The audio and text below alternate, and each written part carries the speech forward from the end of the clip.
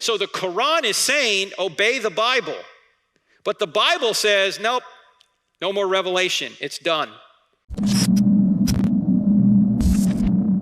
A friend of mine recently told me that Islam is like basically a complete version of Christianity and Judaism, where he said Quran contains both Judaism and Christianity. How would you respond to that? He said that Islam and Christianity, or Islam and Judaism are what now? Say that again. Get a little closer to the mic if you could. Islam is the complete version of Christianity and Judaism, where a Quran contains both in one book.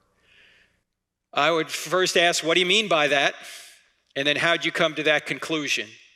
Just those two questions, because again, he has to support, first of all, he has to clarify and then support what he says. And he's probably a Muslim who's trying to say that Islam is the final revelation to mankind. And I would ask him for evidence of that. Why do you think Islam is the final revelation to mankind? In fact, you can even use the Quran to point out that it's not.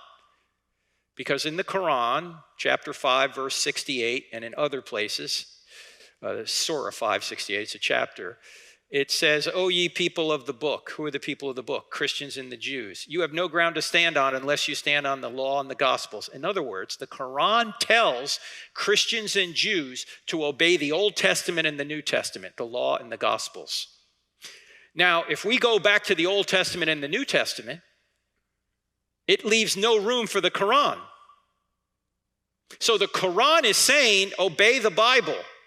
But the Bible says, nope, no more revelation. It's done.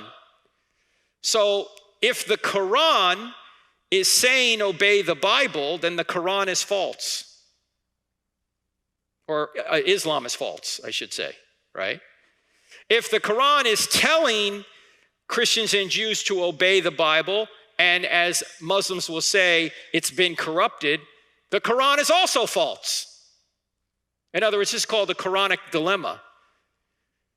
Whether you obey the Bible or not, the Quran must be false.